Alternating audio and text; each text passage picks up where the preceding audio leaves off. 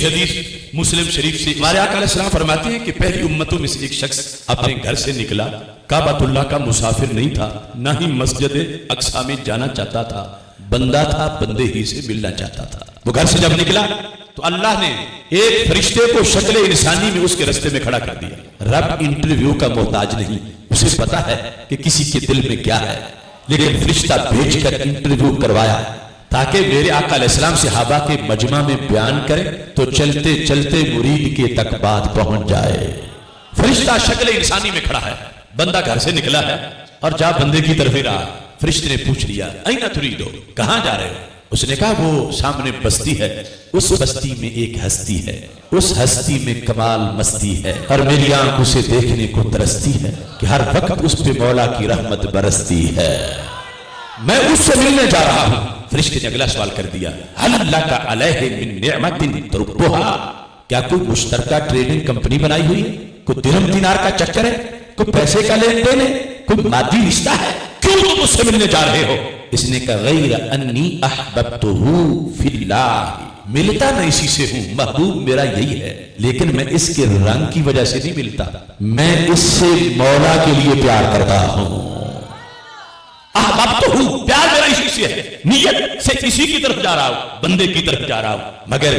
میں اس لیے اس سے ملتا ہوں کہ اس کی باتوں سے میرے دل کا میل اترتا ہے، اس کی نگاہ کے جلووں سے میرے دل میں چاندنی ہوتی ہے، میں جب تک اس کے پاس بیٹھا رہتا ہوں شیطان کے حملوں سے بچ جاتا ہوں، مجھے اس کی باتوں سے خوشبو آتی ہے، اس کا چہرہ دیکھوں تو مجھے رب یاد آ جاتا ہے۔ احببتہ فی اللہ، یہ ہے ساری سنیت اور یہ ہے ساری بریلویت۔ احببتہ، پیار میرا اس سے ہے، مگر اس کی وجہ سے نہیں ہے، اس سے پیار ہے، اس سے مگر ہے مولا کے لیے کہ یہ مجھے رب کا رستہ بتانے والا، یہ پیو مرشد کا تعارف کہ میں اس سے پیسے کے چکر میں نہیں مل رہا، احببتہ فی اللہ ہے، میں اس لیے اس سے جا کے ملتا ہوں کہ مجھے اس سے اللہ کا پتہ چلتا ہے، رب ذوالجلال کی طرف وہ مجھے متوجہ کرتا ہے، میں اس لیے اس سے جا کے ملتا ہوں۔ اب جس وقت دونوں سوالوں کا جواب آ گیا، فرشتے نے اپنا تعارف کروایا، کہتا ہے تم مجھے انسان سمجھ رہے ہو، انی رسول اللہ الیک، میں رب کا فرشتہ ہوں اور آج رب نے مجھے بھیجا ہی تیرے لیے ہے۔ اس سادے مرید کی خوشی کی حد نہ رہی، کہاں میں اور کہاں یہ نکہت گل،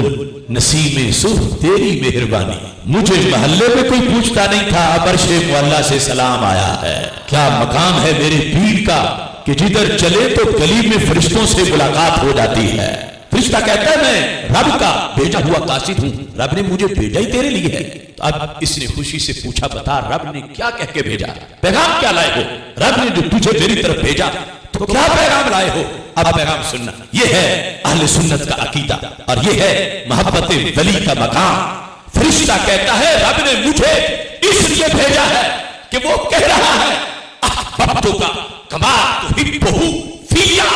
تو نے اس ولی کو محبوب بنایا ہے، میں نے تجھے اپنا محبوب بنا لیا ہے،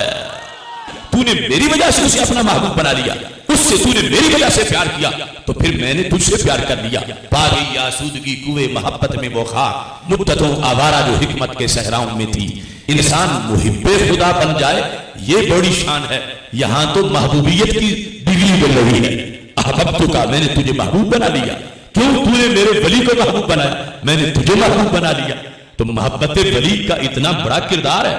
صدیوں کا کام سالوں میں ہو سکتا،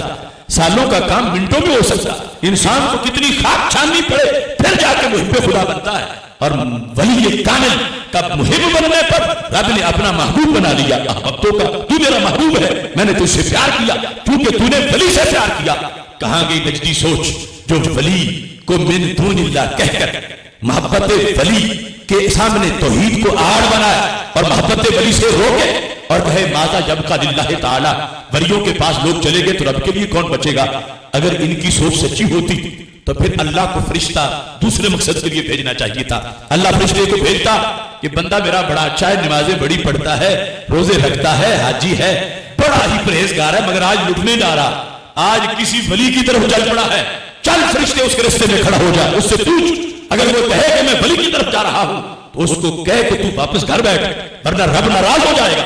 یہ کہلوانا چاہیے تھا پھر اللہ کو فرشتہ بھیج کر یہ پیغام دینا چاہیے تھا، جبکہ رب نے کیا پیغام بھیجا؟